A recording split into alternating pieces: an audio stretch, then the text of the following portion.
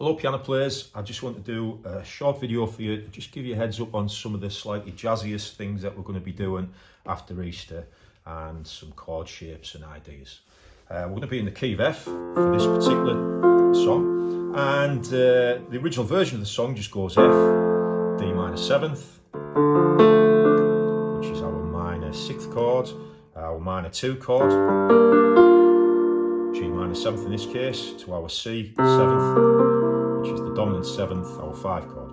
Okay, but because we're playing in a jazz style, a lot of the chords are going to be altered now. Okay, we're going to make our 1 chord, our F chord, is going to be played as a 6th. There's the 6th there. This is a voicing I particularly like. Okay, I tend to just use one finger to hit both. Because we're trying to play in a style that you might have heard someone like Count Basie play in the 50s.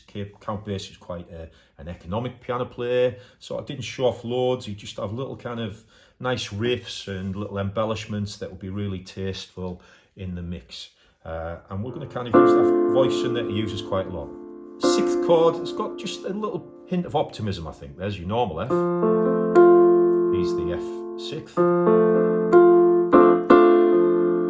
As opposed to maybe an F major 7th, which could have been another way of altering our 1 chord, which to me has a sort of melancholy, sort of just a hint of sadness in. It's got a little bit more of a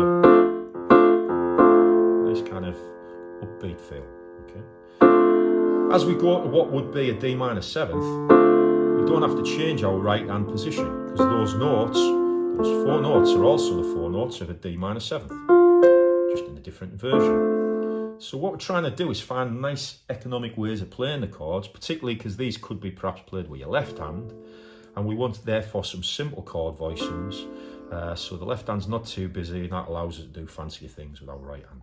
But for now, let's just concentrate on the voices. So we're going to go F, 6th, D minor 7th, no change. We're going to go to G minor 7th. There's our 7th already, giving it a jazzy sort of quality. But when we go to the C chord, we're not going to make it just a normal C 7th.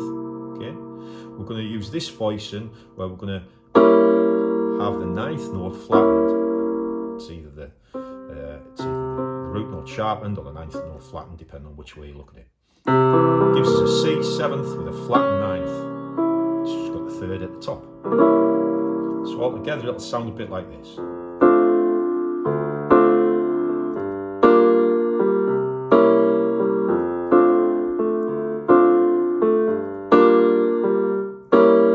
You could play it like that with the sort of the chords playing syncopated off the beat. I'm just playing the root note in my left hand, sorry you can't see it. So it's a 1, 2, 3, 4, 1.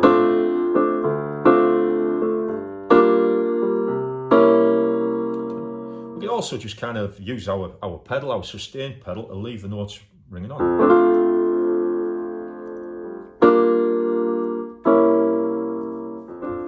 If we do that, you've also got the option of hitting the F6 there and then playing what could be a D minor or an F6 arpeggio at the top above it before we change to the G minor.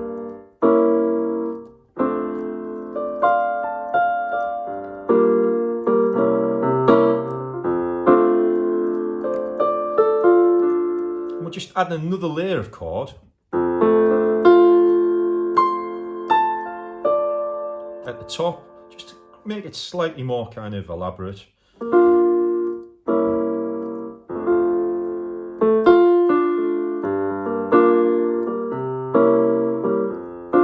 And on one of them, perhaps the 3rd one, we're going to put a little signature Count Basie riff, which is this. One of his favourite riffs, okay? You tend to play it slightly syncopated, so it'll be a 1, 2, okay? In the context of the chords, might sound a bit like this. And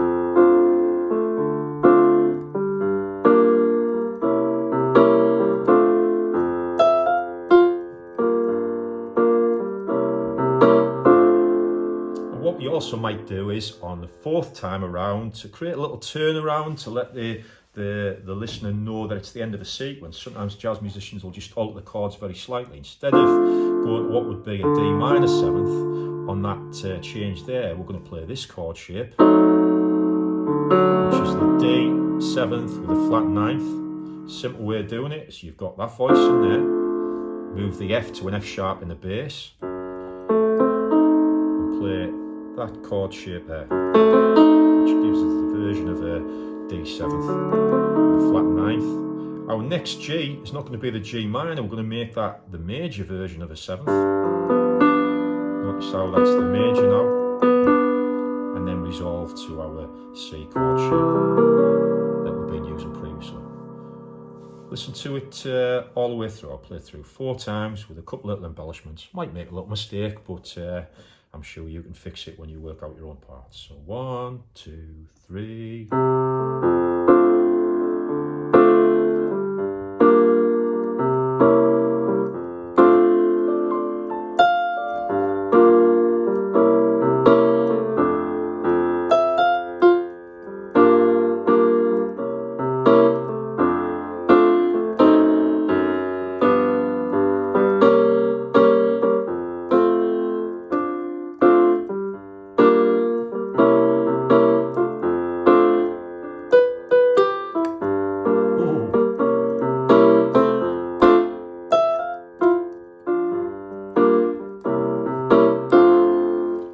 That's where you look at your camera to see if you're recording and forget to actually put your fingers on the right notes. So that'll give you a nice kind of chord vamp to play beneath our singers who, there's all sorts of songs that can sing over those changes. There's Blue Moon, Blue Moon.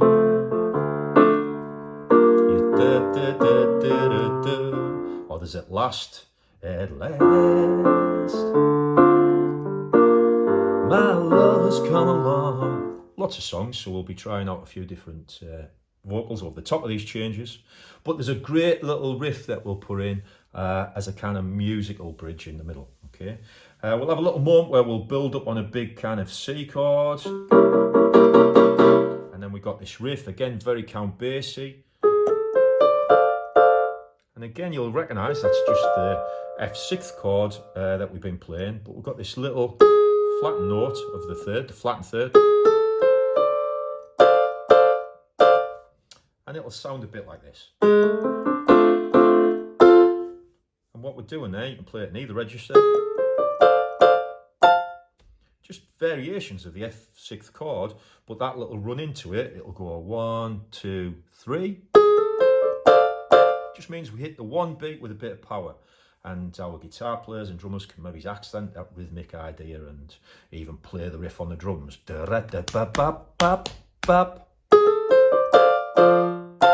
And then we're just stabbing the F with a third at the top. Maybe it's the second time, stab it where we just hit the D at the bottom. Okay, and we just got that riff. We play it 3 times just as a kind of big kind of shout out sort of riff in the context of the song. I'll play some chords going into it just to give you the feel of it. 1, 2, 3.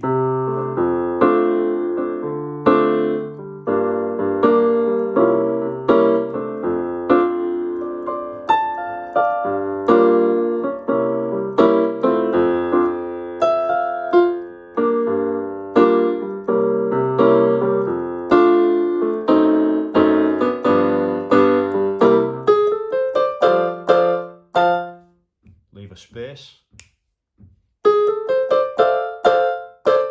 Play it in octaves if you want. 2, 3.